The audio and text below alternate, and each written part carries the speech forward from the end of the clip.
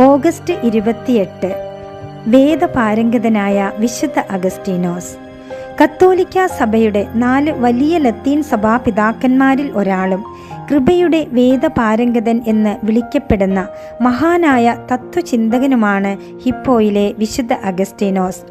Augustine എന്ന പേരിലും ഔറേലിയൂസ് അഗസ്തീനോസ് എന്ന പേരിലും വിശുദ്ധൻ അറിയപ്പെടുന്നു.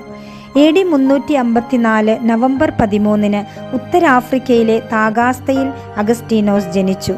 മാതാവ് അതിഭക്തിയായ വിശുദ്ധ മോനിക്കയും പിതാവ് വിജാതീയനായിരുന്ന പെട്രീഷ്യസും ആയിരുന്നു. നല്ല രീതിയിലുള്ള ക്രിസ്തീയ വിദ്യാഭ്യാസം ലഭിച്ചിരുന്ന അഗസ്റ്റീനോസ് അപ്പോഴും ജ്ഞാനസ്നാനം സ്വീകരിച്ചിട്ടില്ലായിരുന്നു.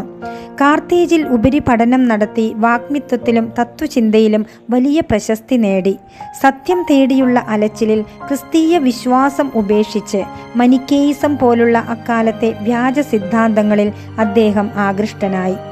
യൗവനകാലത്ത് അദ്ദേഹം അധാർമികവും ആഡംബരപൂർണവുമായ ജീവിതമാണ് നയിച്ചിരുന്നത്. ഒരു സ്ത്രീയുമായി 13 വർഷത്തോളം ജീവിക്കുകയും അതിൽ അദയോദാത്തസ് എന്നൊരു മകൻ ജനിക്കുകയും ചെയ്തു. മകന്റെ തെറ്റായ ജീവിതം കണ്ട് അമ്മയായ വിശുദ്ധ മോനിക്ക 17 വർഷത്തോളം കണ്ണീരൊഴുക്കി നിരന്തരം പ്രാർത്ഥിച്ചു. ഇത്രയധികം കണ്ണീരൊഴുക്കി പ്രാർത്ഥിക്കുന്ന ഒരമ്മയുടെ മകൻ നശിച്ചു പോവില്ല എന്ന് അക്കാലത്തെ മെത്രാനായിരുന്ന വിശുദ്ധ അംബ്രോസ് മോനിക്കയെ ആശ്വസിപ്പിച്ചു. തൻ്റെ അമ്മയായ മോനിക്ക പുണ്യവതിയെ കബളിപ്പിച്ച് അഗസ്റ്റീനോസ് രഹസ്യമായി കപ്പൽ കയറി റോമിലെത്തുകയും പിന്നീട് അവിടെ നിന്നും വാഗ്മിത്വ പ്രൊഫസറായി ജോലി ലഭിച്ച് മിലാനിലേക്ക് മാറുകയും ചെയ്തു.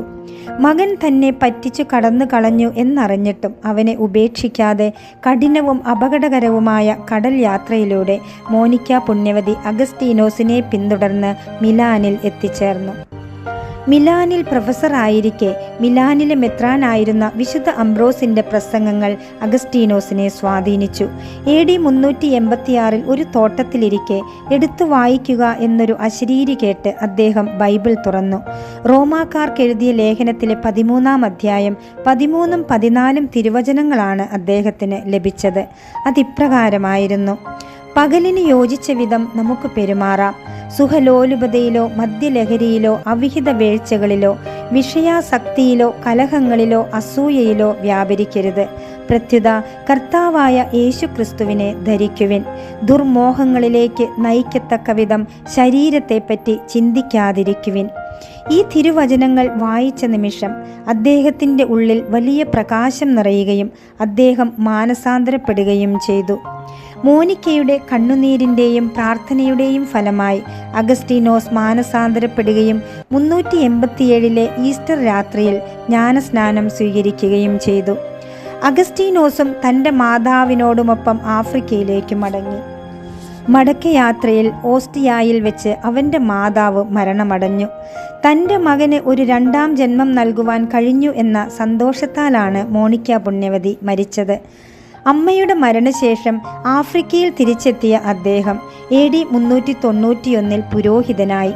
AD 396 അദ്ദേഹം ഉത്തരാഫ്രിക്കയിലെ ഹിപ്പോ രൂപതയുടെ മെത്രാനായി നിയമിതനായി. മരണം വരെ സഭയെ നയിച്ച അദ്ദേഹം മണിക്കേയിസം, ഡൊണാറ്റിസം, പെലാജിയനിസം തുടങ്ങിയ അക്കാലത്തെ വലിയ പാഷണ്ഡതകൾക്കെതിരെ ശക്തമായി പോരാടി. സഭയെ തെറ്റായ സിദ്ധാന്തങ്ങളിൽ നിന്നും സംരക്ഷിക്കാൻ അദ്ദേഹം അനേകം വലിയ ഗ്രന്ഥങ്ങൾ എഴുതി.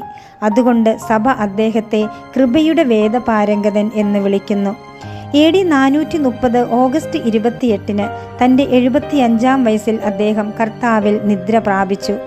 ഓഗസ്റ്റ് 28 സഭ അദ്ദേഹത്തിൻ്റെ തിരുനാൾ ആഘോഷിക്കുന്നത്.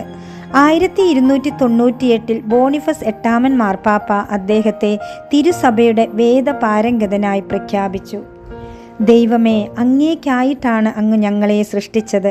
അതിനാൽ അങ്ങിൽ വിശ്രമിക്കുന്നത് വരെ ഞങ്ങളുടെ ഹൃദയങ്ങൾ അസ്വസ്ഥമായിരിക്കും എന്ന അദ്ദേഹത്തിൻ്റെ വചനം ഇന്നും ലോകപ്രശസ്തമാണ്. വിശുദ്ധ അഗസ്റ്റീനോസിൻ്റെ മാധ്യസ്ഥം നമുക്കും യാചിക്കാം. വേദപാരംഗതനായ വിശുദ്ധ അഗസ്റ്റീനോസെ, ലൗകിക സുഖങ്ങളിൽ അലയാതെ ദൈവത്തിൽ മാത്രം യഥാർത്ഥ സമാധാനം കണ്ടെത്താൻ ഞങ്ങൾക്കു വേണ്ടി അങ്ങ് പ്രാർത്ഥിക്കണമേ. ആമേൻ. ഏവർക്കും വിശുദ്ധ അഗസ്റ്റീനോസിൻ്റെ തിരുനാൾ മംഗളങ്ങൾ.